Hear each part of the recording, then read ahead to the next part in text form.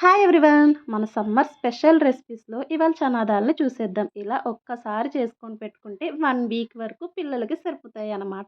ఎక్కువ క్వాంటిటీలో కావాలంటే ఎక్కువ కూడా చేసుకోండి. దానికోసం అయితే ముందుగా ఒక గ్లాసు శనగపప్పుని తీసుకొని నానబెట్టుకోండి. క్వాంటిటీ అయితే ఇది 300 గ్రామ్స్ వరకు ఉంటదనమాట. ఒక 2-3 అవర్స్ నానబెట్టుకున్న తర్వాత నీట్‌గా క్లీన్ చేసేసుకొని వాటర్ అంతా పోయేంత వరకు ఇలాగా స్ట్రైన్ ఔట్ చేసేసుకోండి. స్ట్రైన్ ఔట్ చేసేసుకున్న తర్వాత ఆయిల్ హీట్ అయిన తర్వాత మన చిల్లీలు గరిటె ఉంటది కదా! దాంట్లో అయితే గనక దీన్ని వీడియోలో చూపించినట్టు మనం వేపుకోవాలి. అప్పుడు మనకి మొత్తం మూకుడంతా స్ప్రెడ్ అయిపోకుండా హ్యాపీగా ఎంత వరకైనా కూడా వేపేసుకోవచ్చనమాట. ఇలాగా శనగపప్పునంతా వేపేసుకున్న తర్వాత కొంచెం కరివేపాకు క్రిస్పీగా అయ్యేంత వరకు వేపుకొని ఇందులో వేసేసుకొని, ఇందులో కొంచెం సాల్ట్, కారం వేసుకొని చక్కగా మొత్తం అంతా మిక్స్ చేసేసుకుంటే గనక మన చనా దాల్ రెసిపీ అనేది చక్కగా రెడీ అయిపోతదనమాట. హ్యాపీగా ఎంజాయ్ చేసేయండి.